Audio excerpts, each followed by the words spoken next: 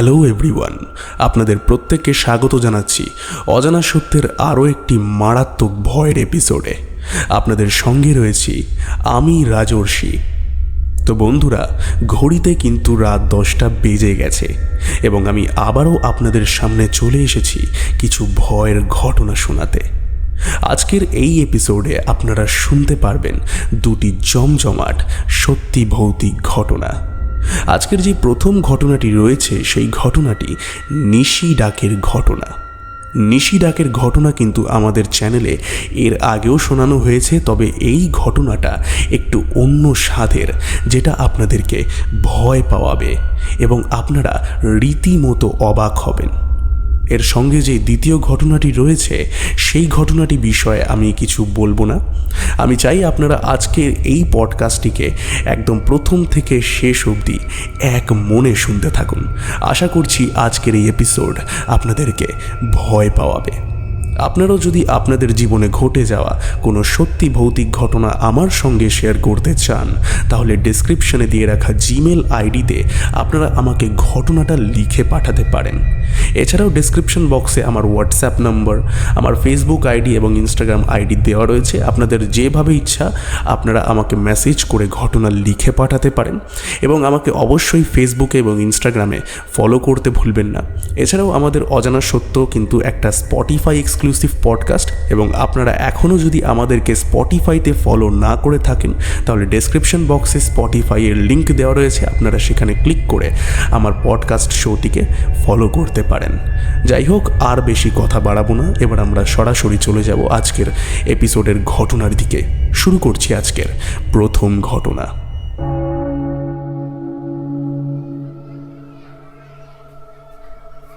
ঘটনা লিখে পাঠিয়েছেন রেশমি সিনহা। তিনি যেরকম করে লিখেছেন আমি সেরকম করেই পড়ে শোনাচ্ছি। নমস্কার দাদা, আমি রেশমি সিনহা। আশা করছি চিনতে পারছো। আমি এর আগেও তোমাকে অনেক ঘটনা লিখে পাঠিয়েছি এবং তুমি আমার ঘটনা সিলেক্ট করেছো এবং অডিয়েন্সদেরকে আমার ঘটনাটা শুনিয়েছো। তার জন্য তোমাকে অসংখ্য পরিমাণে ধন্যবাদ। অনেক অডিয়েন্সরা আমার ঘটনা পছন্দ করেছে। এই অজানা সত্য চ্যানেলে তুমি যে আবার ফিরে এসেছো, এটা শুনে আমি খুবই খুশি হয়েছি।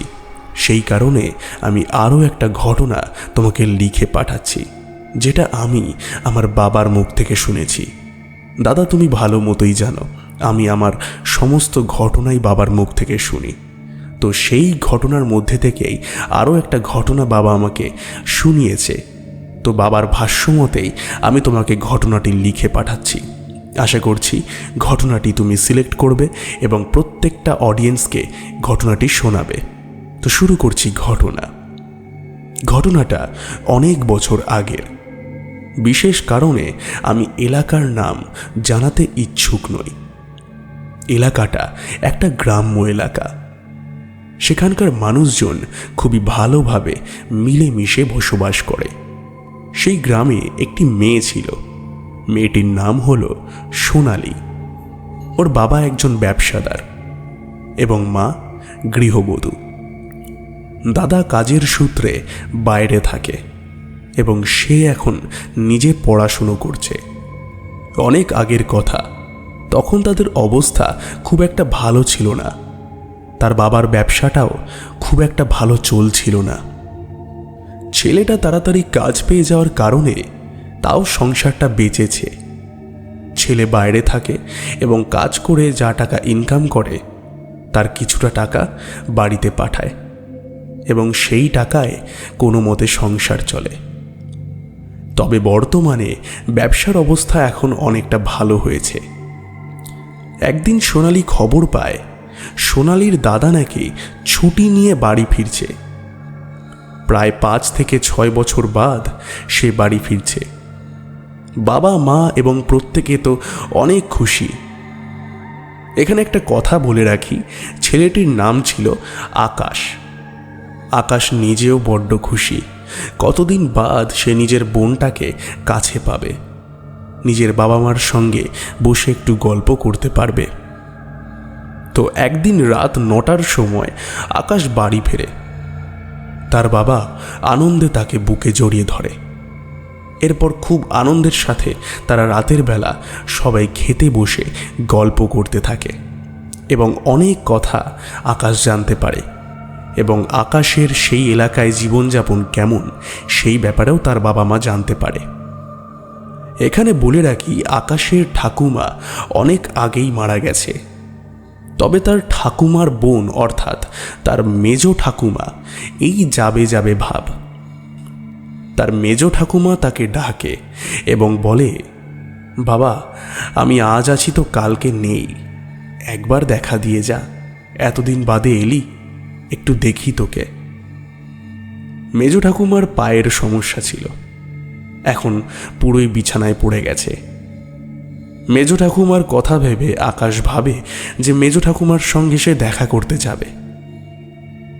ঠাকুমার বাড়ি সেই গ্রাম থেকে অনেকটা দূরে। আকাশ ঠিক করে যে সে মেজ ঠাকুমার বাড়ি গিয়ে কয়েকদিন থাকবে, কারণ একদিন গিয়ে যাওয়া আসা সম্ভব নয়, আর মেজ ঠাকুমার অবস্থাও খুব একটা ভালো না। যদি কয়েকটা দিন মেজ ঠাকুমার সাথে থাকি তিনিও খুশি হবেন। সেই কথা ভেবে আকাশ বেরিয়ে পড়ে এবং অনেকটা যাতায়াতের পথ পেরিয়ে সে মেজ ঠাকুমার বাড়িতে পৌঁছায়। সেখানে সে একটা কাজের লোককে দেখতে পায় যে তার ঠাকুমার খেয়াল রাখে। ঠাকুমাটার বাড়ি এখনো একই রয়ে গেছে, সেই টিনের চাল, কাঠের দরজা, বেড়ার ঘর। সেই দিন মেজ ঠাকুমা আকাশকে নিজের চোখে দেখার পর খুবই খুশি হয়। কতটা বড় হয়ে গেছে আকাশ। আকাশও মেজ ঠাম্মাকে একটু জড়িয়ে ধরে এবং বলে, তোমার কিচ্ছু হবে না, তুমি খুব তাড়াতাড়ি সুস্থ হয়ে যাবা, আবার হাঁটতে চলতে পারবা। তারপর তারা দুজনে মিলে অনেক গল্প করে। এরপর যখন রাত হয়, আকাশ নিজের ঠাকুমাকে খাইয়ে দেয় এবং নিজেও খাবার দাবার খেয়ে নিয়ে যখন শুতে যাবে, তখন ঠাকুমা তাকে একটা কথা বলে, শোন বাবা, যত তাড়াতাড়ি পারিস ঘুমিয়ে পড়িস, আর যদি ঘুম না আসে তাহলে একটা কথা বলে রাখি, যদি ঘরের বাইরে থেকে তোকে কেউ ডাকে তাহলে দরজা কিন্তু খুলবি না। এই কথা শোনার পর আকাশের একটু খটকা লাগে। কি বলছে এটা ঠাকুমা? রাত্রেবেলা যদি কেউ বাইরে থেকে ডাকে আমি দরজা খুলবো না কেন? এমনও তো হতে পারে সে হয়তো ঠাকুমার পরিচিত কেউ, অথবা পাশের বাড়ির কোনো লোক যে বিপদের জন্য ডাকতে এসেছে। এইখানে ঠাকুমার বাড়িটার একটু বিবরণ দিই। বাড়িটার ঠিক সামনেই রয়েছে একটা বড় পুকুর, বাড়ির পেছনে ক্ষেত, আর এপাশ ওপাশে খুব একটা বাড়ি নেই, অনেক দূরে দূরে একটা দুটো করে বাড়ি।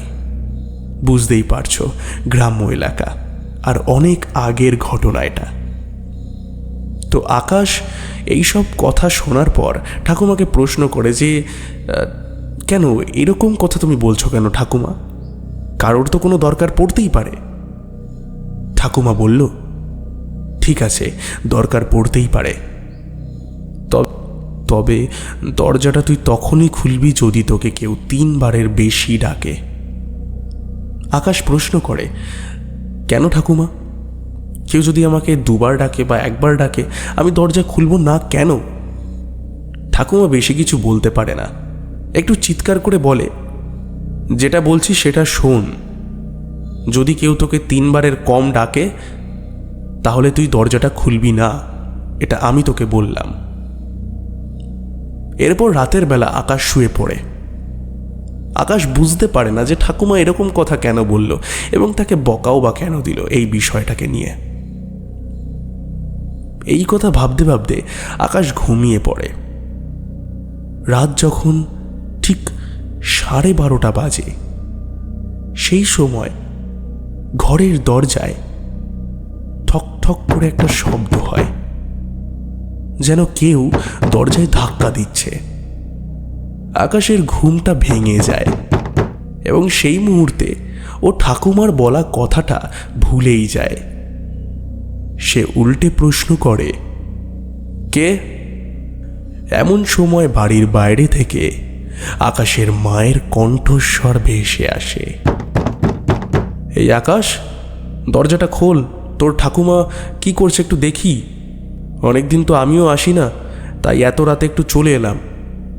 দেখি দেখি দরজাটা খোল, তোর ঠাকুমার কি অবস্থা দেখি। প্রথমে আকাশ একটু অবাক হয় যে এত রাতে মা কেন এসেছে। এই সব কথা ভাবতে ভাবতেই আরও একবার ডাক আসে, কিরে দরজাটা খোল, তুই কি জেগে নেই? এমন সময় আকাশ বলে, হ্যাঁ হ্যাঁ খুলছি, দাঁড়াও আসছি। এই বলে আকাশ দরজাটা খুলে দেয়। খুলে দেওয়ার পর সে বাইরে কাউকে দেখতে পায় না, কিন্তু হঠাৎ করেই সে দেখতে পায় দূরে পুকুরের ওই পারে ওর মা দাঁড়িয়ে রয়েছে এবং ওকে ডাকছে। আকাশ একটু অবাক হয় যে এত রাতে ওর মা এখানে কি করছে। ও তাড়াতাড়ি চটি পড়ে দৌড়ে দৌড়ে পুকুরের ওপাশে যায় এবং যত সে দৌড়াচ্ছে তার মা হেঁটে হেঁটে আরো জঙ্গলের দিকে চলে যাচ্ছে। সে বুঝতে পারছে না যে তার মা কোথায় যাচ্ছে ওই দিকে। আকাশ মা মা করতে করতে পিছু পিছু যেতে থাকে এবং এমন সময় যখন সে জঙ্গলে প্রবেশ করে সে তার মাকে আর কোথাও দেখতে পায় না। কোথায় গেল তার মা?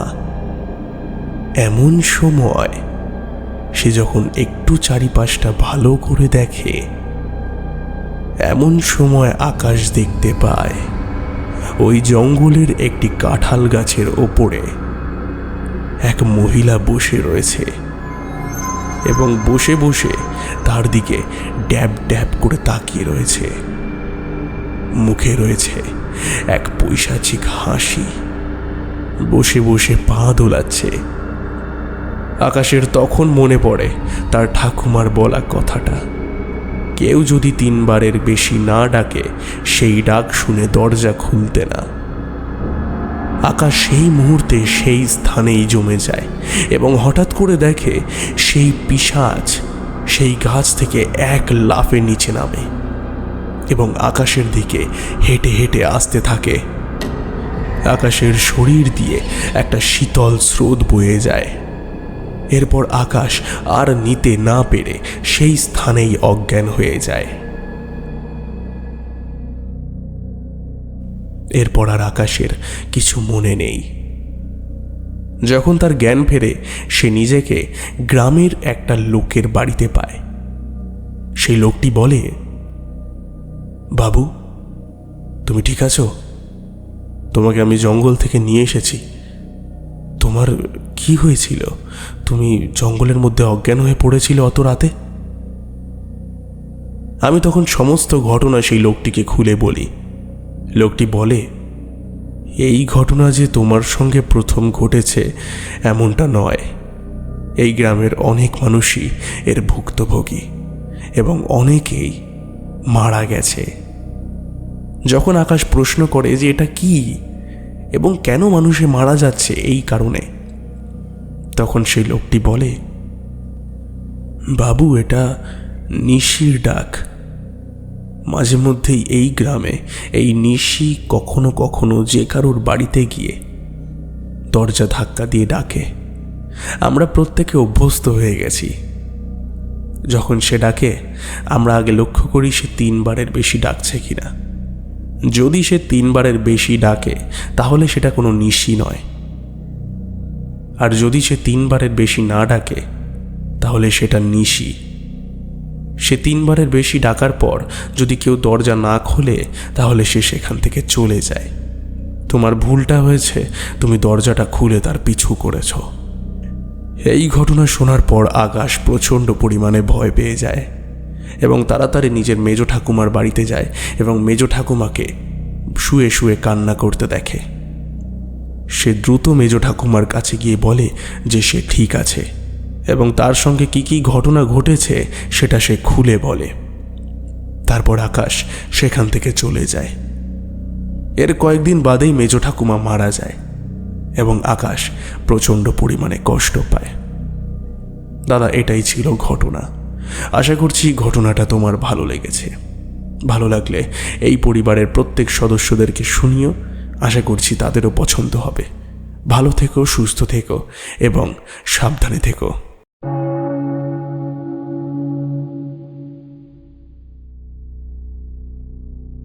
সত্যি বেশ দুর্দান্ত একটি ঘটনা আমরা শুনে নিলাম। আশা করছি এই ঘটনাটা আপনাদের ভালো লেগেছে। আপনারা যারা যারা এখনও পর্যন্ত এপিসোডটিকে লাইক করেননি তারা চট করে আজকের এপিসোডটিকে লাইক করে দিন। কমেন্ট করে জানান যে এপিসোডটা আপনাদের ভয়ের লাগলো কি না। যদি ভয়ের নাও লাগে সেটিও আপনারা কমেন্ট করে জানান। আর এই চ্যানেলে যদি নতুন থেকে থাকেন চ্যানেলটিকে সাবস্ক্রাইব করুন এবং আরও ভালোবাসা দিয়ে এই চ্যানেলটিকে আরও বড় করে তুলুন। আর আরও একটা ছোট্ট রিকোয়েস্ট করছি, আপনারা প্রত্যেকে আজকের এপিসোডটিকে একটু মানুষজনদের মধ্যে শেয়ার করে দেন, যাতে তারা প্রত্যেকে এই ঘটনাটি শুনতে পারে এবং এনজয় করতে পারে। আর আপনারা একটু বেশি করে ঘটনা লিখে পাঠান, যাতে আরও ভালো ভালো ঘটনা আপনাদের জন্য আমি আনতে পারি এবং আরও বড় বড় এপিসোড আপনাদেরকে আমি যাতে উপহার দিতে পারি। তবে হ্যাঁ, এটা একটু খেয়াল রাখবেন, এমন কোনো ঘটনা পাঠাবেন না যেই ঘটনা এর আগে অন্য কোনো চ্যানেলে বা অন্য কোনো জায়গায় শোনানো হয়ে গেছে। দয়া করে এমন কোনো ঘটনা পাঠাবেন না, এমন ঘটনাই পাঠাবেন যেই ঘটনা এর আগে কোথাও শোনানো হয়নি, এবং একদম ঘটনা পাঠাবেন যেটা আমি এখানে শোনাতে পারবো এবং মানুষেরা এনজয় করবে।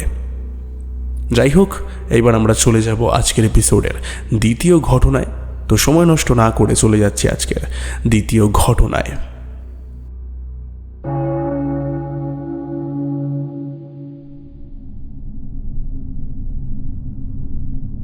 ঘটনা যিনি লিখে পাঠিয়েছেন তিনি তার নামটি জানাতে ইচ্ছুক নন। তিনি যেরকম করে লিখেছেন আমি সেরকম করেই পড়ে শোনাচ্ছি। আমার নানুর বাসা তারকান্দা। ছোটবেলা থেকেই সেখানে অনেকবার বেড়াতে যাওয়া হলেও কখনো সেবারের মতো অদ্ভুত কোনো ঘটনার সম্মুখীন হয়নি। বরাবরের মতোই রাত্রিবেলায় মূল ঘরের বাইরে বসে আড্ডা দিচ্ছিলাম আমরা বলতে আমার সঙ্গে আশেপাশের বাড়ির কাজিনরা। আড্ডা দিতে দিতে হয়ে যায় মধ্যরাত। অন্ধকারের সাথে নীরবতা মিলিয়ে কেমন একটা গা ছমছমে পরিবেশ। এরই মধ্যে ঘটল ঘটনার প্রথম অংশ। হঠাৎ করে মনে হলো কেউ যেন বাতাসের বেগে আমার পাশ দিয়ে দৌড়ে চলে গেল। ব্যক্তি কিংবা বস্তুটা যে ভারী কিছু সেটা অনুভব করতে পেরেছিলাম। আমি চমকে গেলাম। নিজেকে সান্ত্বনা দিতে ভেবে নিয়েছিলাম এটা হয়তো মনের ভুল। সবাই কথা শেষ করে ঘুমানোর জন্য চলে যাচ্ছিল। আমিও রুমে ফিরতে এগোতেই পেছন থেকেই আমার কাজিন মিথি বলল, আপু চলো একটু সামনের থেকে হেঁটে আসি। আমি যেতে না চাইলেও মিথি জোর করে হাত ধরে আমাকে নিয়ে যেতে লাগলো সামনের দিকে।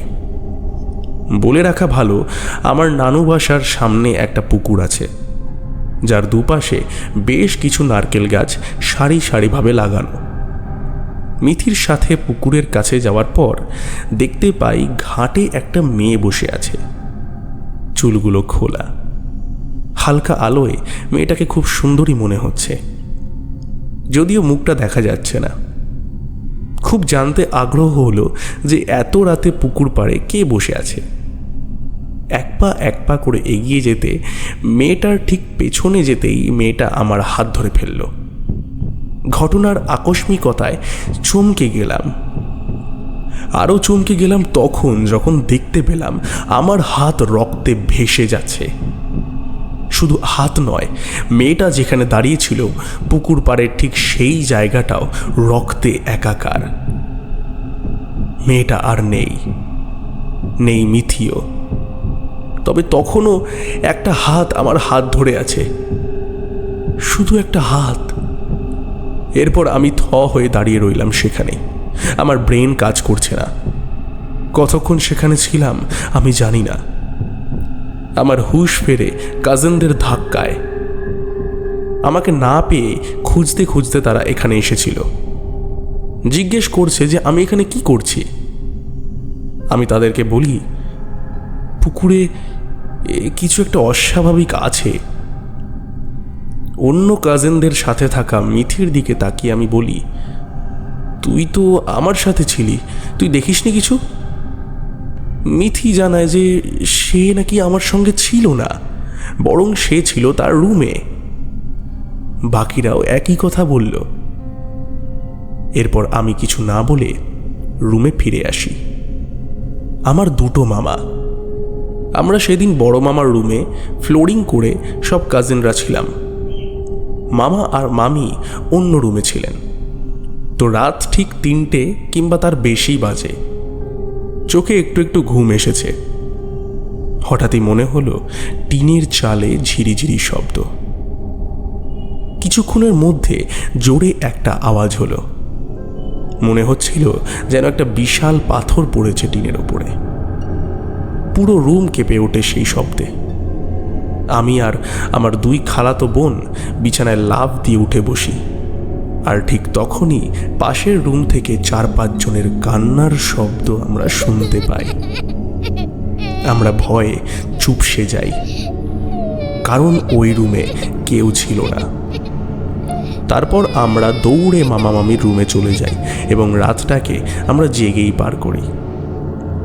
তারপরের দিনও একই ঘটনা ঘটে, তবে পাশের রুমে নয়, আমাদের রুমেই। একসাথে 4 থেকে 5 জনের কান্নার শব্দ শোনা যাচ্ছিল, যা শুনে আমরা ভয়ে দৌড়ে চলে যেতে চাই সেই পাশের রুমে, কিন্তু আমরা যেতে পারছিলাম না। মনে হচ্ছিল কেউ যেন আমাদের টেনে ধরে রেখেছে। আমরা কিছু বলতে পারছিলাম না, আর কান্নার শব্দ আরও বাড়ছে। এরপর অনেক কষ্ট করে লাইট অন করার পর দেখতে পাই ঘরে আমরা ছাড়া কেউ নেই। আর সেই মুহূর্তেই কান্নার শব্দটা থেমে যায়। তারপরের দিন সকালে আমরা বাসায় ফিরে আসি। আসার সময় নানুর সাথে ঘটনার বিস্তারিত শেয়ার করি। সেই ঘটনা শেয়ার করার পর নানু জানায় ওটা নাকি পরী। বাড়িটা শীঘ্রই হুজুরের মাধ্যমে বন্ধক করা হবে। তবে চলে আসার পরও অনেক রাত সেই আতঙ্কে আমি ঘুমাতে পারিনি। দাদা, এই ছিল আমার শোনা একটা ঘটনা। এই ঘটনাটা আমার এক বন্ধু আমার সঙ্গে শেয়ার করেছে। এই ঘটনাটা আমি তোমাকে লিখে পাঠালাম। আশা করছি ঘটনাটা তুমি পড়ে শোনাবে এবং প্রত্যেক সদস্যের এই ঘটনাটা ভালো লাগবে। ঘটনাটি ভয়ের ছিল কিনা বলতে পারবো না, তবে এটি একটি সত্যি ঘটনা।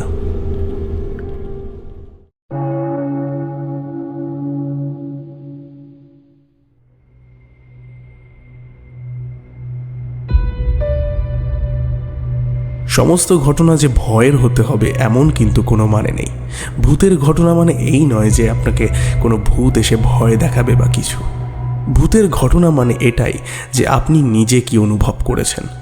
আর এইখানে শুধুমাত্র মানুষের জীবনে ঘটে যাওয়া সত্যি ভৌতিক ঘটনাগুলোই শোনানো হয়। তো তাদের জীবনে ঘটে যাওয়া ঘটনাই এখানে আমি তুলে ধরলাম। আশা করছি আপনাদের ঘটনাটি ভালো লেগেছে। চলে যাচ্ছি আজকের শাউট আউট পর্বে। কমেন্ট করেছেন রুকাইয়া তালুকদার, কমেন্ট করেছেন নীল নবীন, সুজিত দাস, তানিয়া মল্লিক, কমেন্ট করেছেন গীতা গোস্বাম, আসিফ ইকবাল, কমেন্ট করেছেন তিস্তা 951, কমেন্ট করেছেন আকাশ হাজরা। প্রত্যেককে অসংখ্য পরিমাণে ধন্যবাদ জানাই কমেন্ট করার জন্য। আর আপনারা যারা যারা আজকের এপিসোডটিকে শেষ অবধি শুনলেন তাদেরকে অসংখ্য পরিমাণে ধন্যবাদ। আপনারা এইভাবেই ঘটনা পাঠান, আরও বেশি বেশি করে ঘটনা পাঠান, যাতে আরও ভালো ভালো এপিসোড আপনাদের জন্য আনতে পারি। এবং সামনেই দুর্গাপুজো, আপনাদের জন্য স্পেশাল এপিসোড করারও খুব ইচ্ছে রয়েছে, একটু বড় এপিসোড করার ইচ্ছে রয়েছে। তো চেষ্টায় আছি, তো তার জন্য আপনাদের সহযোগিতার অত্যন্ত পরিমাণে দরকার। আপনারা যদি ঘটনা পাঠান তবেই সেরকম বড় এপিসোড আমি করতে পারবো। আশা করছি আপনারা পাশে থাকবেন, সঙ্গে থাকবেন এবং এই পরিবারকে ভালোবাসা দেবেন। ধন্যবাদ, দেখা হবে আবার পরের এপিসোডে। ততক্ষণের জন্য stay happy and stay safe এবং যুক্ত থাকুন আমাদের অজানা সত্যের সঙ্গে।